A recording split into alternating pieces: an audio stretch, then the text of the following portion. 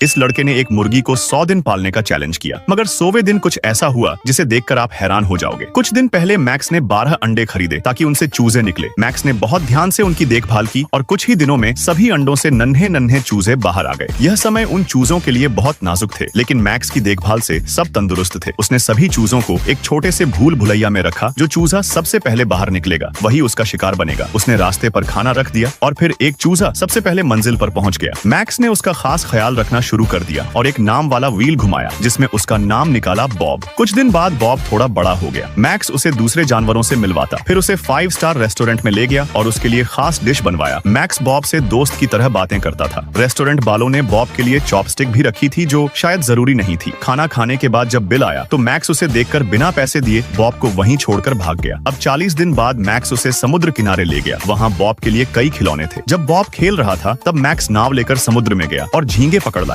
Bob के लिए स्वादिष्ट खाना बनाया, झींगे, भुना मक्का और कुछ सीपियां। बॉब ने मजे से खाना खाया और सो गया। 50वें दिन मैक्स ने बॉब का बर्थडे मनाया जिसमें एक बड़ा सा फ्राइड राइस का केक भी था। बॉब ने स्वाद लेकर सब कुछ खाया और फिर केक भी काटा। केक का डिजाइन बहुत अच्छा था। जब बॉब के पंख थोड़े बड़े हो गए तो मैक्स उसे सैलून ले गया। वहाँ के नाई ने पहली बार ऐसा ग्राहक देखा और बॉब को एक अच्छा हेयर कट दिया। समय बीतता गया और 99वें दिन आ गया। मैक्स ने बॉब को हेलीकॉप्टर की सवारी करवाई और 100वें दिन उसने पूरा सिनेमा हॉल बुक किया जिसमें बॉब के पूरे जीवन की यादें दिखाई गई, उसके बचपन से लेकर अब तक का सफर। फिर घर आकर उसने बॉब को पकाया और उस पर अलग अलग मसाले डालकर खा गया। बॉब की जिंदगी का दी एंड हो गया। वैसे दोस्तों, क्या आप चिकन खाते हैं?